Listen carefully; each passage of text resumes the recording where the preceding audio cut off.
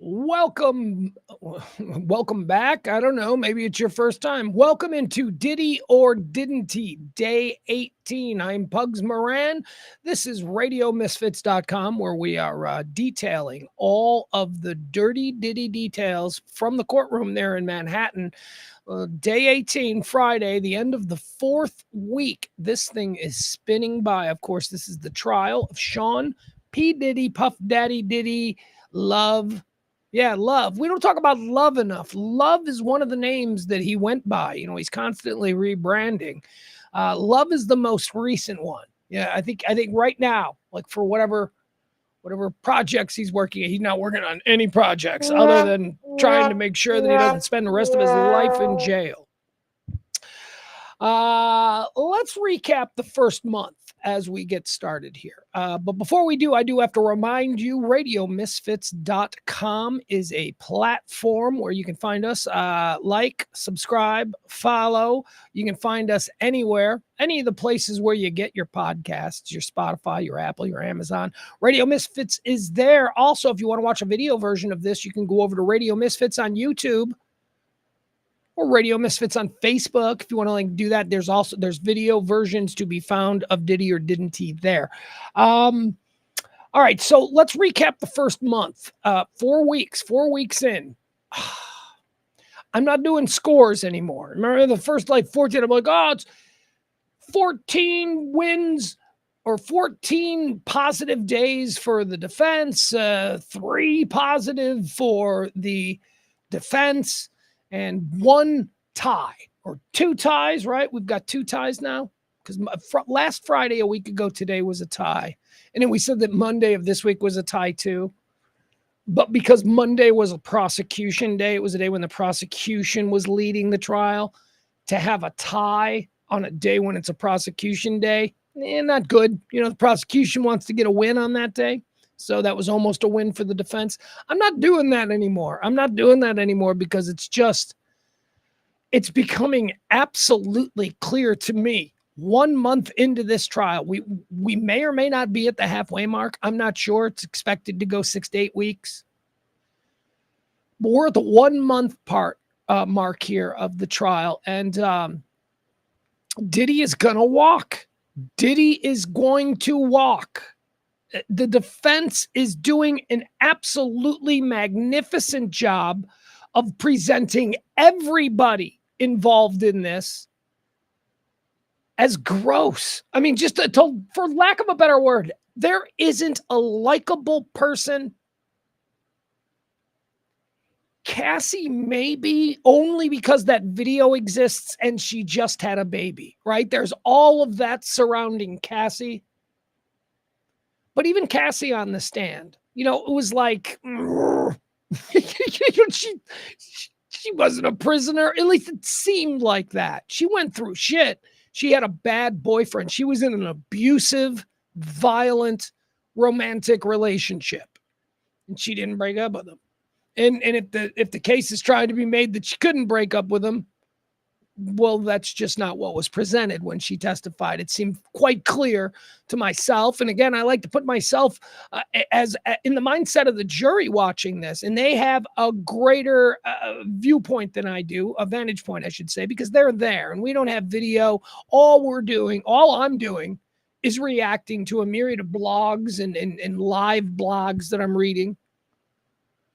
AP, New York Post. There's a lot of good content. Twitter, there's a lot of good content if you want to follow along. But we are missing what the jury is seeing, which is body language, energy, if you believe in that kind of thing. So I'm from my perspective, from what I've been reading, and the reason I'm using multiple blogs to follow this is because I don't want to fall victim to any particular blogger's point of view.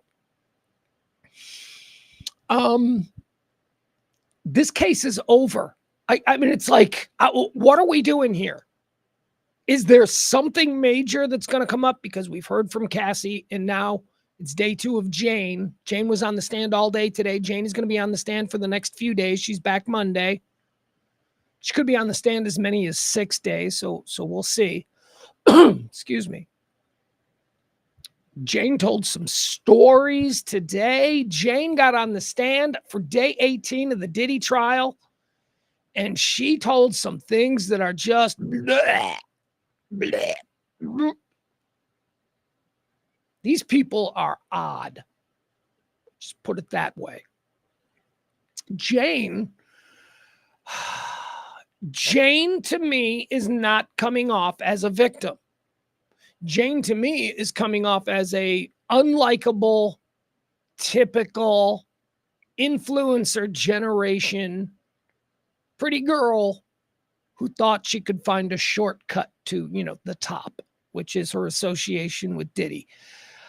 Again, Diddy is a kingmaker, right? So that's the reason all of these beautiful women and all these girls that he got girls easy because they all wanted to be a star, and he could do that. He could do that. That's Cassie's complaint, and I don't know, maybe that's the anonymously testifying Jane's complaint. But when I get into some of these details, and this is a prosecution day, the prosecution is putting Jane on the stand. And what? Theoretically, they're thinking they're scoring points with this highly unlikable individual. Jane just seems,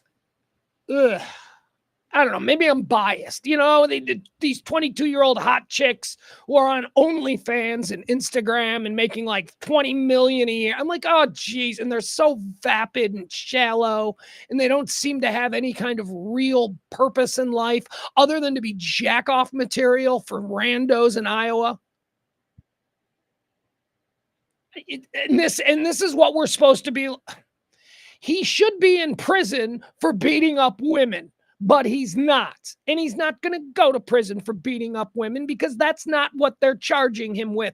They're charging him with shit that I have seen zero evidence of.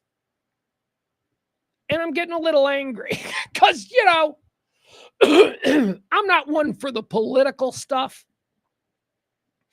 And when people start going, oh, it's a witch hunt, or oh, they're trying to convict this guy on trumped up charges, and when you apply that to other people, we've been hearing that a lot over the last couple of years. I try to tune all that out. I'm like, oh, shut up. But I'll be damned if my pop culture non-politics following ass isn't seeing that right now in the courtroom. I am not a Diddy defender, and I am not some big Diddy fan. I'm a middle-aged white guy.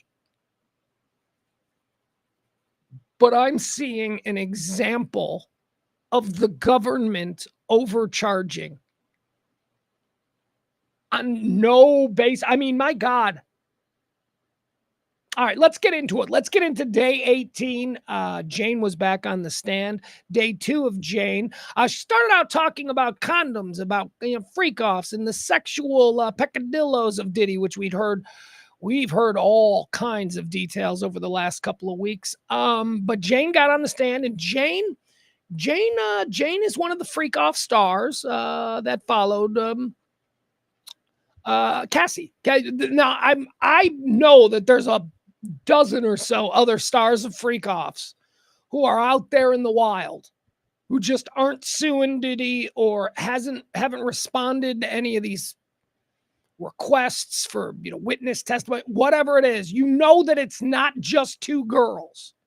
But anyway, we heard chapter and verse about what Cassie went through and what a freak-off was when Cassie was Diddy's number one girl. And now we got Jane, and Jane is telling us what freak-offs were like with her. And first of all, remember, they're not called freak-offs, as Diddy is known for, ever-changing, ever-rebranding. In the Jane era, they were hotel nights. And turns out Diddy did not like condoms, which is, again, Jane is having sex with male escorts, people who have sex for money with anybody. Seems like you'd want them wearing condoms when they're having sex with your girlfriend, but Diddy did not like condoms. Like them raw dogging it, which is weird. And also really dangerous for the girl. But, I guess this is an example of Diddy not caring about his girlfriends? Okay. Can we file that in the giant file of things Diddy has shown that he doesn't care about other people?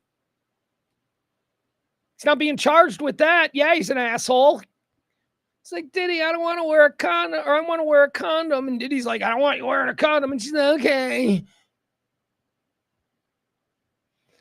All right. Jane told the jury that she didn't use protection during their so-called hotel night sex sessions because it's not Combs's preference. She spoke up about it 2 times, but the Bad Boy Records founder responded.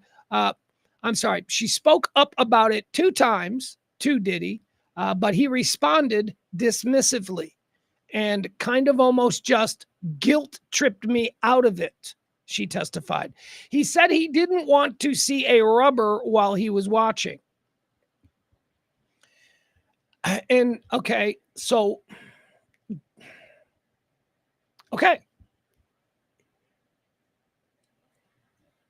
He didn't want to see a rubber. I don't want to. I mean, it sounds like he just doesn't like it. It sounds like, honestly, Jane, if you had been like, well, Diddy, come on, we're using rubbers this time. It sounds like Diddy would just be like, oh, fuck, I hate that. Oh, whatever. Okay, fine, let's go. This doesn't sound like she had a gun pointed to her head. This doesn't sound like a Linda Lovelace situation. Sounds like she made a choice. She wanted a rubber. He said, I don't like rubbers. And she was like, okay. He said he didn't want to see a rubber while he was watching. Jane loudly sobbed as she told jurors that she had sex with a male escort without using condoms.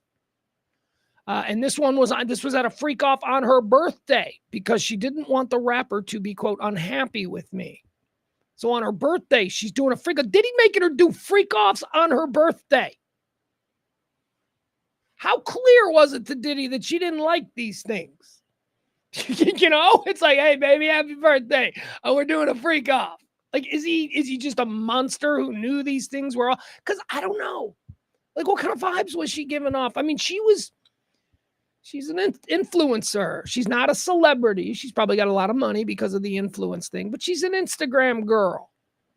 She's not going on, the Tonight Show or, being presented with statues at award shows. She's kind of a different kind of celebrity. But the kind of celebrity that Diddy has and that Diddy promises, something that was probably alluring to her. And I think that's why she was here.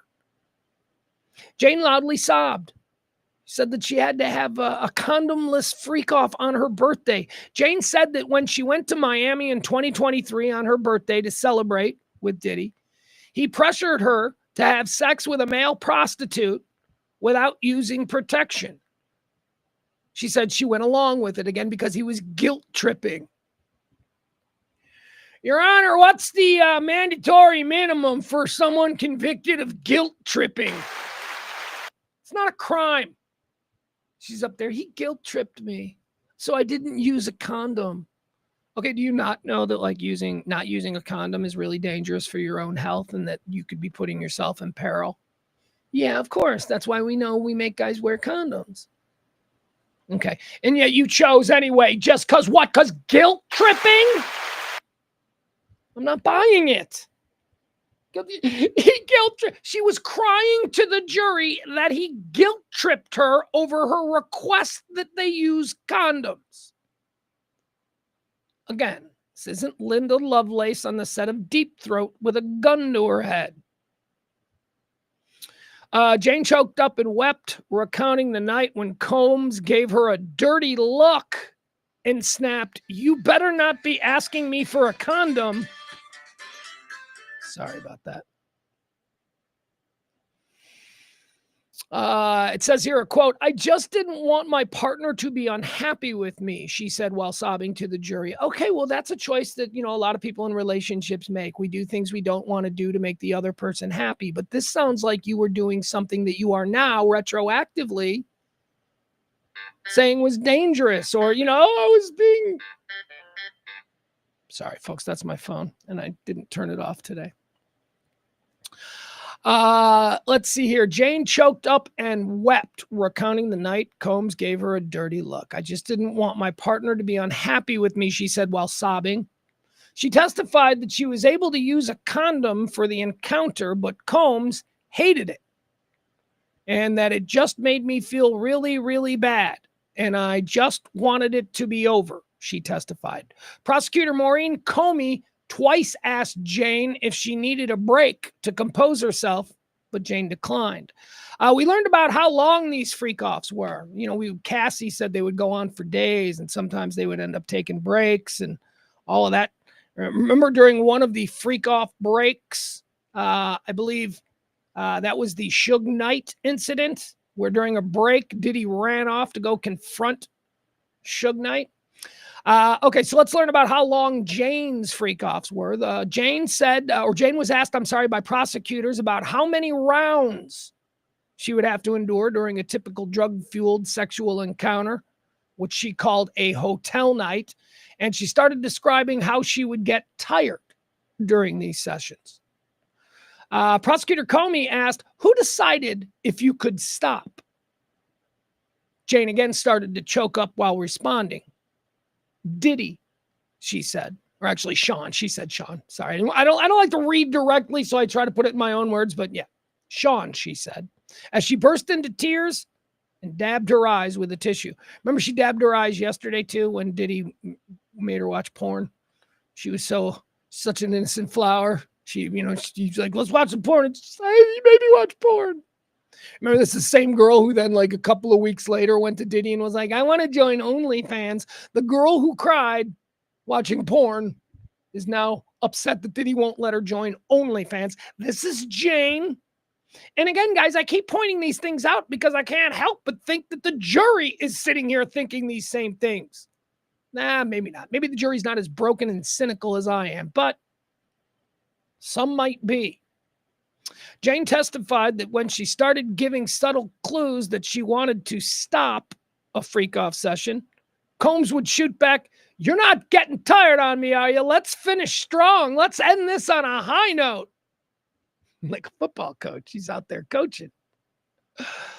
Jane also discussed on the stand how she prepared for these freak-offs. She said not only did she take ecstasy, but she also would pump herself up with caffeine, water, smoothies, and protein shakes. She would do this to keep the sexual performances up to Diddy's standards. Jane said her longest hotel night lasted between 3 and 3.5 days. And her shortest was 12 hours. Okay. All right. So he would encourage her when she would get tired. What would he say? What's the quote? You're not getting tired on me, are you? Let's finish strong. Let's end on a high note. So 12 hours was the shortest one. Oh, that sounds awful. Guys, I don't like sex that much. But what Diddy doing? Diddy's watching it? Diddy's watching it while pleasuring himself for 12 hours. Oh, God, how many times? Seriously, Diddy, after the first time that you finish, like, aren't you kind of like, done for a while? Like, what is going on here? Where it's just gotta, I'll tell you what it is. I mean, this is what it is. This is like a super rich guy thing. And I wonder if this is a thing that super rich guys do. And I wonder it because if I was a super rich guy, I would totally do it. What is that? You might be wondering. Well, if I was like a super rich guy who was into porn, and unfortunately, I'm not really all that into porn, but if I was a super rich guy into porn, I would pay actual porn stars to do it live in front of me. I would like build a set. I mean, I don't know that I do it all the time. That seems like a little bit much for every time, but it might be nice, a nice change of pace.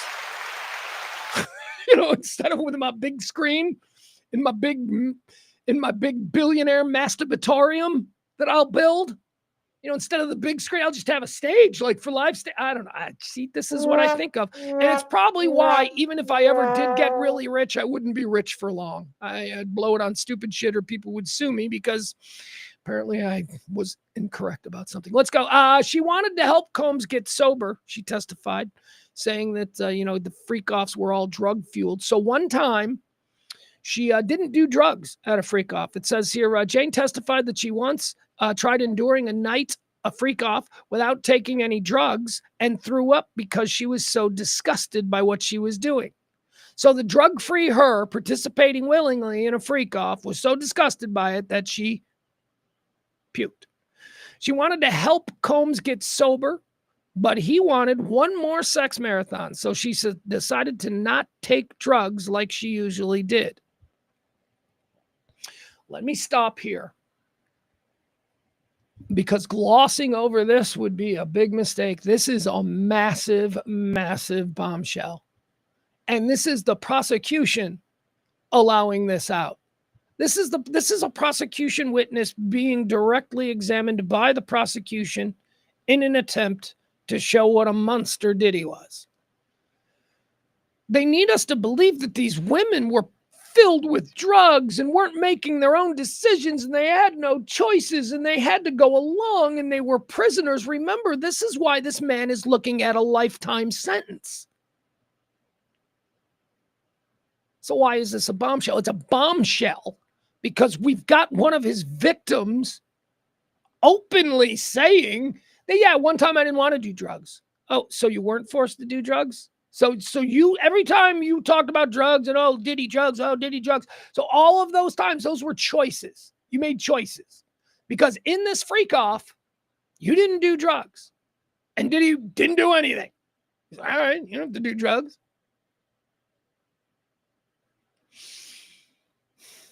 I mean, that's not great. That's not great for the prosecution and the narrative that Diddy was controlling every aspect of these people and they weren't making their own decisions. We are seeing examples of these victims making decisions. Oftentimes they are bad decisions that lead to the entire reason that we're in court now. But these are decisions that they made of their own free will, which is important because we're trying to find a way to prove Diddy's a prisoner, or not a prisoner, but a sex trafficker. Usually people who are victims of a sex trafficker do not have freedom of choice. They typically do not have free will to say, nah, I'm not going to do drugs this time. You know what? I'm trying to get sober. And you, Diddy, you mister, you need to get sober too. All right, baby, whatever. Yeah, we'll work on that. He's like, come on, let's get the freak off going. Mister, I'm doing this one sober. You know, is that what it was? Because that doesn't really match up with the narrative that the prosecution needs us to believe to put a man in prison for the rest of his life. Dude should be in prison for 5 years. I mean, you know what? Honestly, time served. At this point, how long has he been in jail? No bond? I mean, I get that because, you know, he's Diddy. You can just jump on a plane and, you know, go somewhere.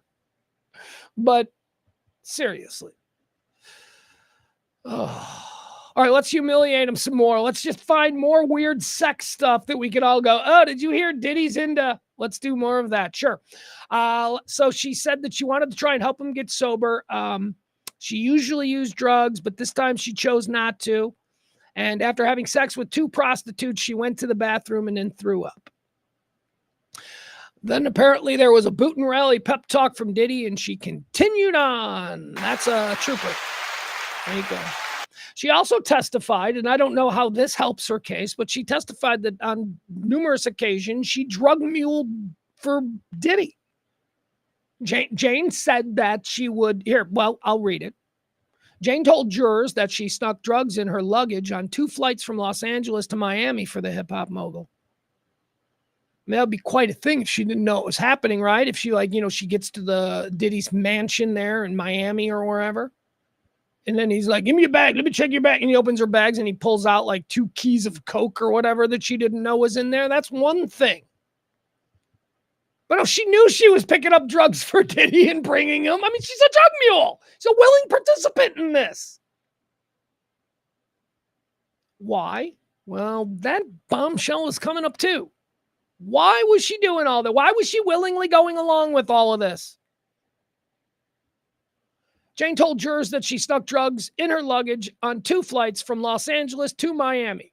She said the first time Diddy told her to go to his home in Beverly Hills to pick up a package of drugs from his security guards. He told her a package of drugs because he didn't want to be misunderstood. He wanted her to know what she was doing. Jesus. You know, you think bad guys would be like, yeah, don't worry about what's in it. Just bring it to me. No, he's like, hey, just so you know, drugs, so be careful. Be careful, baby. She said the first time Diddy told her to go to his home in Beverly Hills to pick up a package of drugs from his security guards, which she ended up bringing with her in her suitcase on a flight to his Miami Beach home. I'm guessing it's a private flight.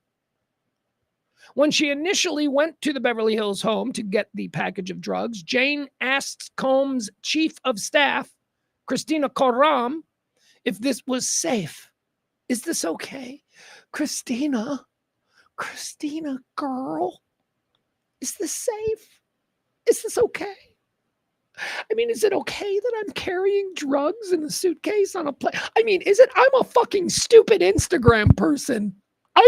Is this legal now? I don't keep up with laws. Is this okay? To which Diddy's assistant said, yeah, I do it all the time, man. Yeah, it's totally fine. What are you worried about?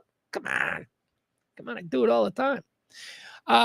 When she got to his house in Miami, she saw him open the package that had bottles of colorful pills, which they took later during one of the hotel night freak-off marathons. The drugs were ecstasy, just in case you were wondering. Jane brought another package of ecstasy from Combs' home in Beverly Hills to his Miami Beach house a couple of weeks later.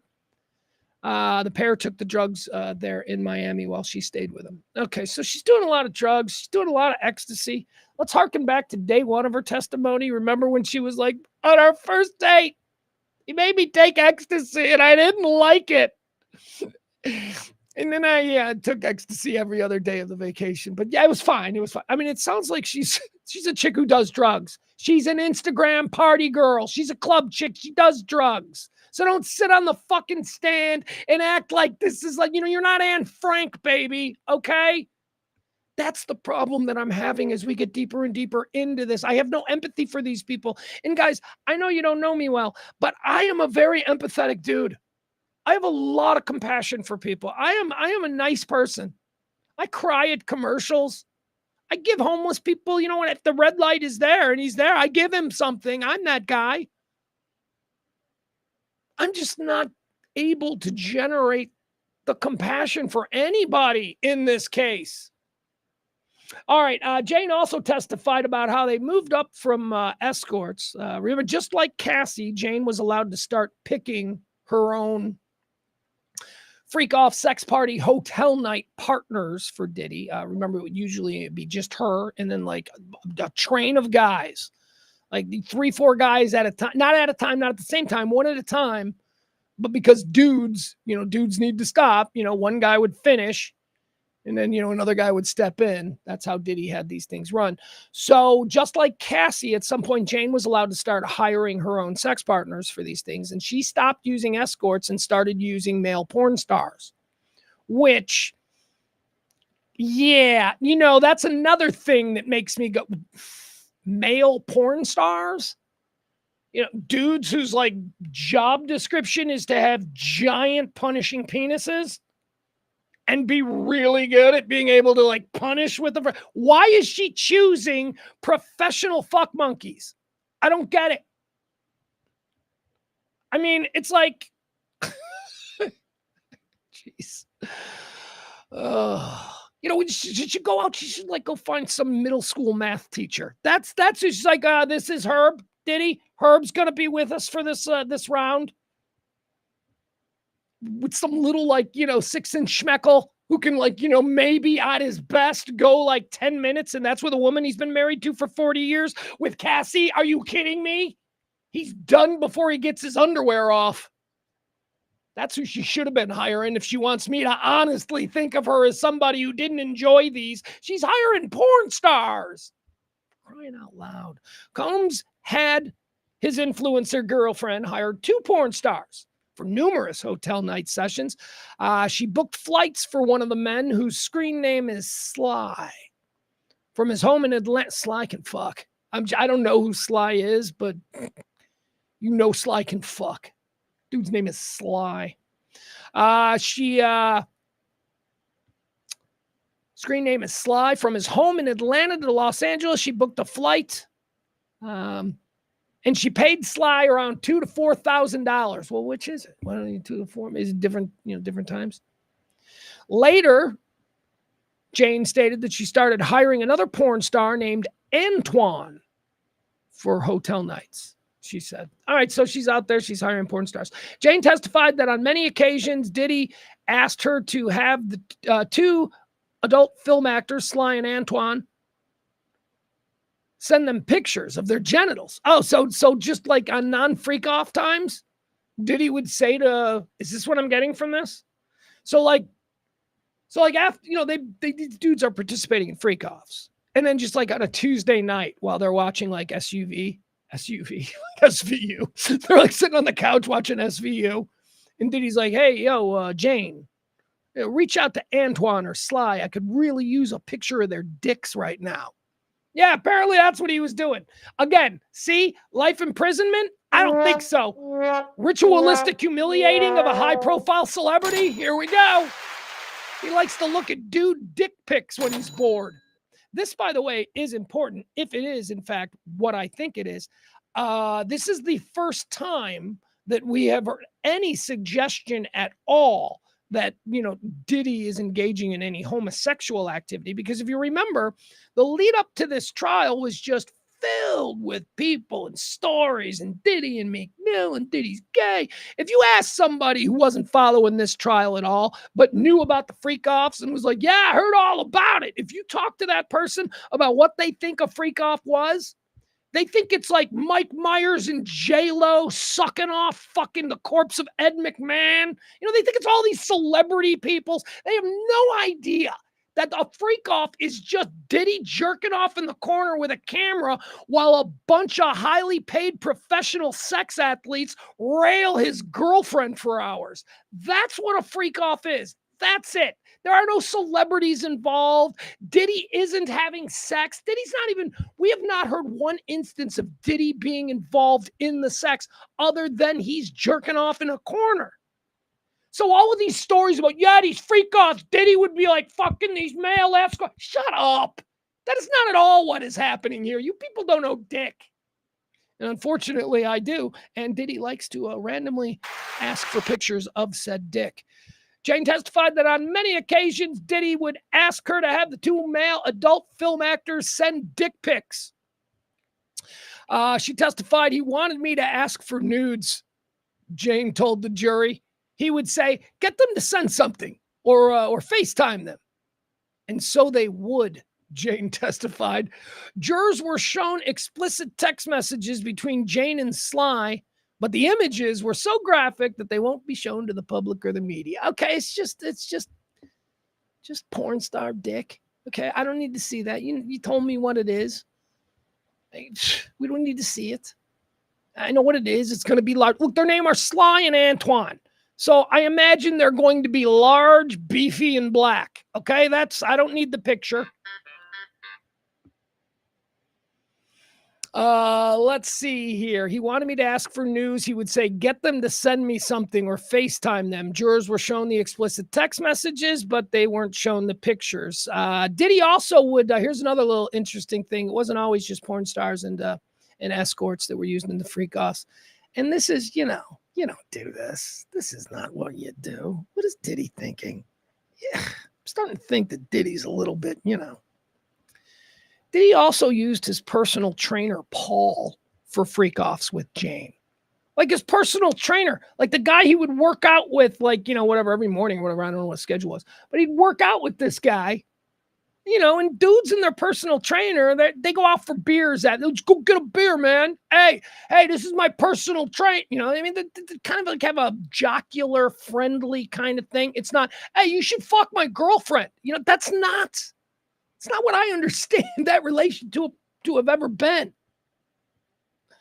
But yeah, weird, awkward, because you got to think that his personal trainer also knows his girlfriend, right? Like, now they're doing freak off. Anyway, here we go. Let's learn about that. It says Jane told the jury that she saw Paul, his personal trainer, for hotel nights in Miami, Los Angeles, and even Turks and Caicos. She did understand at the time that he was also Diddy's personal trainer. So there you go. Jane also talked about how the freak offs would unfold. Diddy directed the action. She said that Diddy, he gave her directions during the freak offs with male escorts, and she responded on command. Jane testified that the Bad Boy Records founder gave instructions to her and the male prostitutes about how to act during the drugged up sex marathons. Even though Jane said that she didn't like having sex with other men. She said she pretended to enjoy herself. Here's a quote now that she said, "I wanted to put on a good show." Now, once again, this is another really bad thing to have her say on the stand in front of a jury. I wanted to put on a good show. If I'm on the jury, I'm saying, why didn't you want to get the fuck out of there? Why were you, you had agency here. We learned that Casey and Cassie, in fact, had some agency in the relationship where she pushed back on Diddy. She wasn't, she could say no. And we see that Jane also, you, mister, you're getting sober with me and I'm not doing drugs. Okay, fine, whatever. We see that's agency. Prisoners do not have agency. Jane testified that the bad boy records found her gave her instructions. And even though Jane didn't like what she was doing, she said, quote, "I wanted to put on a good show." Let's see here. You know what? Here's some details. I'll give them to you. I'm going to run through them quick because this is not good. This is Jane gave details of the kinds of damage that participated in these freak-offs would do to her body. Jane said that she had relentless back and shoulder pain from being forced to hold uncomfortable positions for long stretches during sex marathons. Here's a quote now from her. She says, "I would be at the edge of a seat or at the edge of a bed in the position that Diddy liked me doing," she said, adding that she would hold those positions for many hours. And she said that she had, this is where it gets gross, she had infections every other week, including yeast and urinary tract infections. She took medications for all of these things. I mean, oh, God. The jury was then played some new audio. I've been looking for it. I don't think it's been released. I don't think anybody else is going to hear it. Maybe we'll hear it after the trial wraps when all of this becomes, public. But so there was new audio here. It's Diddy sent Jane a voice note in which he was irate at her for raising concerns about freak-offs. So let me sort of give you the timeline here. So remember the birthday freak-off where he made her, do the freak-off on her birthday and it was horrible and all that kind of stuff. Okay, so after the birthday freak-off, she started to back away from participating, or at least being as openly enthusiastic to them. So here's what the jury heard. The jury heard audio of Diddy responding to her. She sent a text apparently, and he responded with an audio voice thing. Here's what it says. Diddy sent Jane a voice note in which he was irate at her for raising concerns about their frequent freak-offs. Here's the quote from Diddy. A screaming Diddy was heard over the recording. "You're fucking nuts. So be sad. Go crazy. Do whatever the fuck you want to do." So that's what the jury heard. His tirade came after Jane sent him a message telling him she needed a breather and a break from you. Again, that sounds like a person with agency and not somebody who's a prisoner. She texted him. It sounds like she's texting him a breakup thing, which good for her. Good for you, Jane. Standing up for yourself. Good for you. So she sends him a text that says, "I need a breather and a break from you." And he responds, "You're fucking nuts. So be sad, go crazy, do whatever the fuck you want to do." The jury just heard that. That was Diddy's response. Does he sound like an asshole boyfriend? Yeah. Does he sound like a monster who did not? No, he doesn't. You know what a monster sounds like after getting a text like that? "Who the fuck do you think you are? I'm coming over there right now and dragging your ass back." That's not what we heard. Diddy's like, "Yeah, whatever, fucking bitch. I got 1,000,000 of you." That's the way he thinks.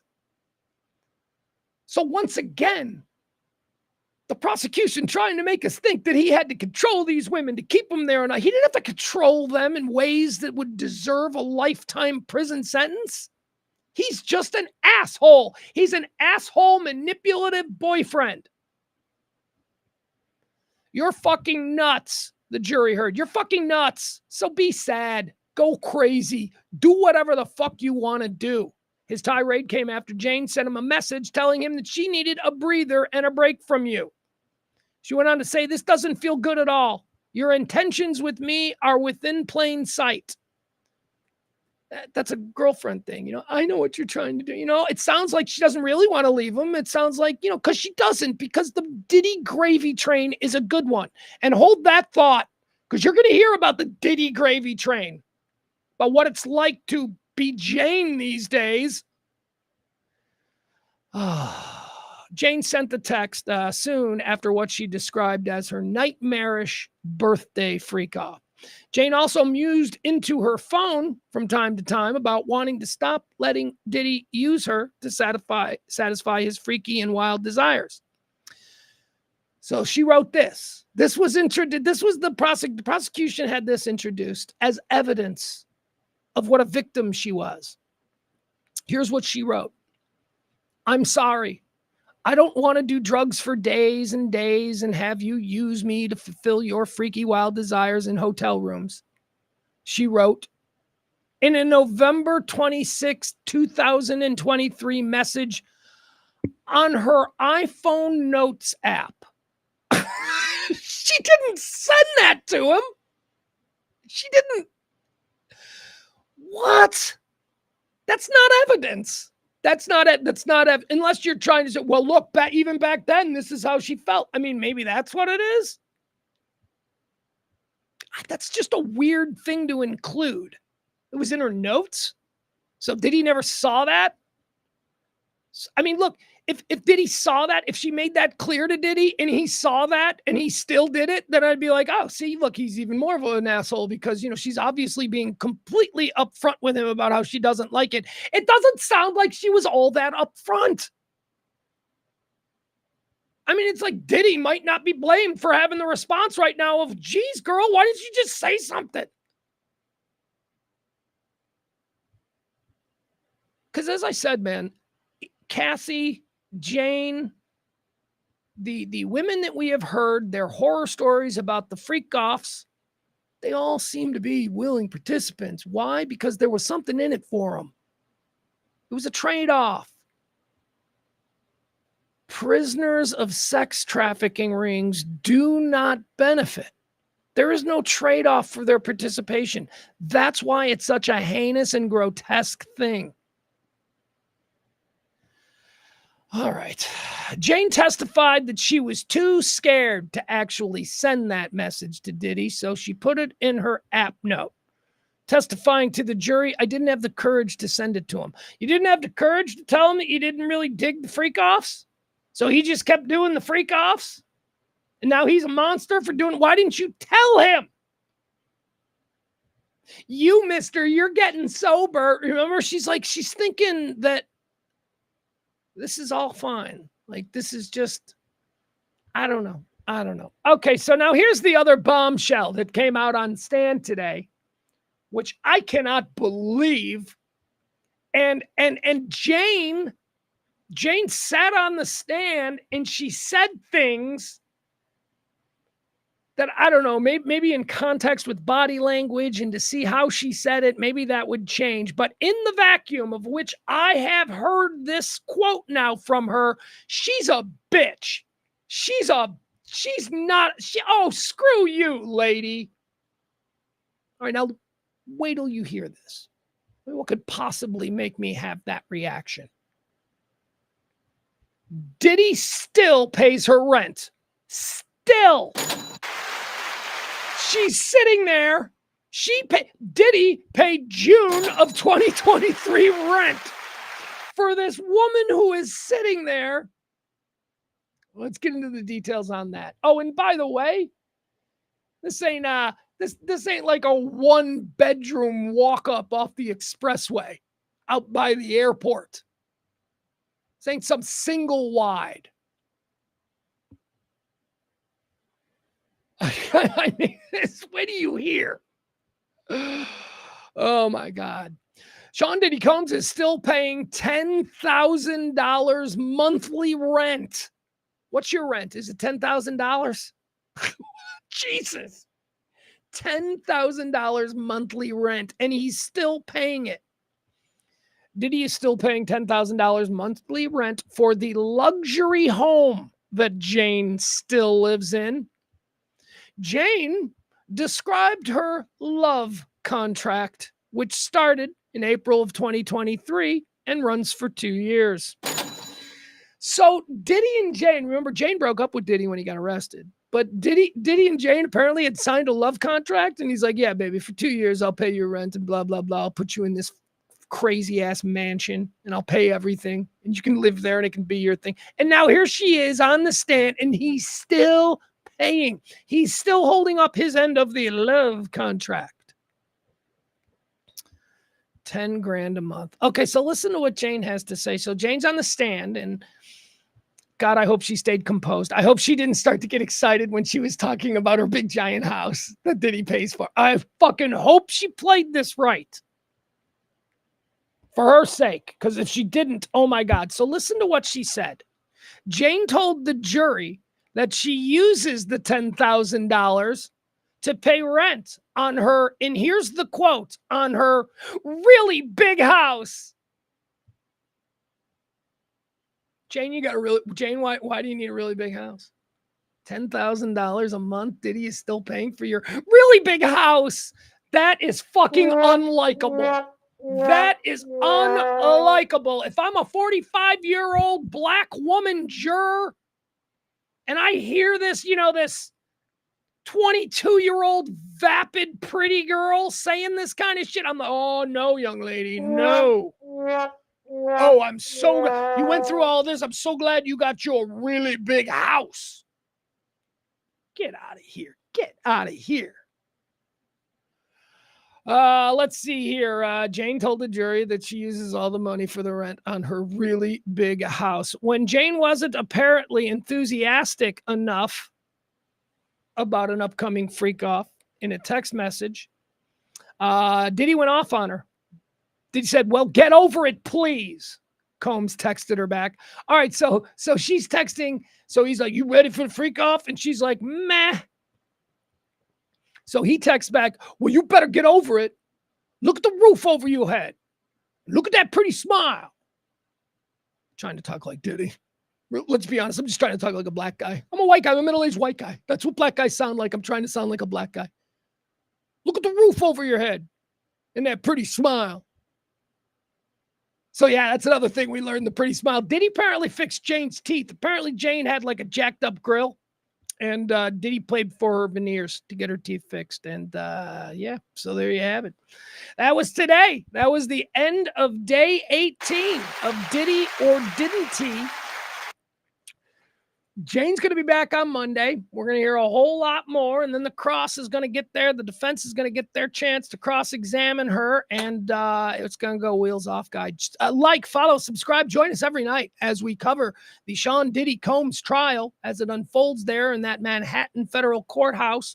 Yeah, you can find us if you want to watch the video version of this. As did I already mention? I did mention it, but it's the end of the show. If you want to watch the video version of this show, you can go to Radio Misfits on YouTube. And just right there, you should be able to find us. Or you can go over to Facebook. That'd be nice. You'd be like our Facebook friend. Hi, friend. Hello, friend. Or if you want to follow me on Twitter or anything like that, just follow Pugs Moran. Just Pugs Moran on Twitter, Pugs Moran, all that kind of stuff. All right, guys, that's going to do it. We'll be back Monday, and we'll be back here, in fact, every single night as we cover the Sean Diddy trial comes. I almost said it's Friday. Oh, my goodness, guys, it's Friday evening, and I just want to go home. All right, y'all have a great weekend. We'll get back together here on Monday on Pugs Moran, RadioMisfits.com.